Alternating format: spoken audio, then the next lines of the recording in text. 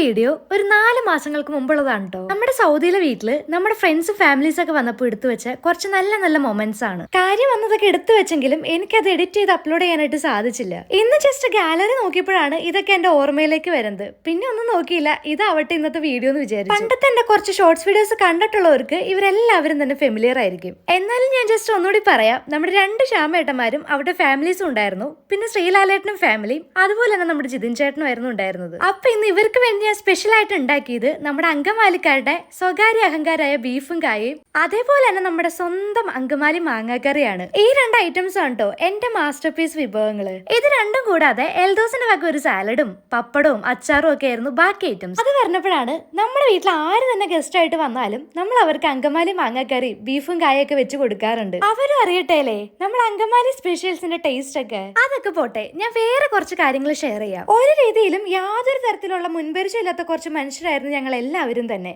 പക്ഷെ വളരെ ചുരുങ്ങിയ കാലം കൊണ്ട് ഇവരെല്ലാവരും തന്നെ നമ്മുടെ ഉള്ളിന്റെ ഉള്ളിൽ നമ്മുടെ ആരൊക്കെയോ ആയി മാറിക്കഴിഞ്ഞു. സമയം ഇപ്പൊ ഏറെക്കുറെ രാത്രി 12:30 കഴിഞ്ഞിട്ടുണ്ട്. എന്നാലും എല്ലാവരും നല്ല ആക്റ്റീവ് ആണ് കേട്ടോ. എസ്പെഷ്യലി നമ്മുടെ പിള്ളേർ സെറ്റുകൾ. ഉള്ളു തുറന്ന് പറയുകയാണെന്നുണ്ടെങ്കിൽ ഞാൻ ആഗ്രഹിച്ച ഒരു ഫാമിലി എനിക്ക് കിട്ടിയത് റിയാദിൽ വന്നതിന് ശേഷമാണ്. ഞാൻ അങ്ങനെ പ്രത്യേകം എടുത്തു പറയാനുള്ള കാരണം എന്താന്ന് വെച്ചിട്ടുണ്ടെങ്കിൽ യാതൊരു തരത്തിലുള്ള മുൻവിധികളും കൂടാതെ ഞങ്ങളെ 2 പേരെയും ഒരുപോലെ ചേർത്ത് നിർത്താനും സ്നേഹിക്കാനും കരുതാനൊക്കെ ഇവർക്ക് ഓരോരുത്തർക്കും സാധിച്ചിട്ടുണ്ട്.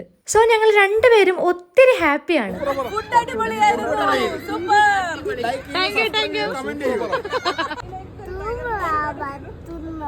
കണ്ടില്ലേ, എല്ലാവരും എത്ര ഹാപ്പിയാന്ന് നോക്കിക്കേ. ഇതൊക്കെയാണ് റിയാദിലെ ഞങ്ങളുടെ കൊച്ചു കൊച്ചു സന്തോഷങ്ങള്.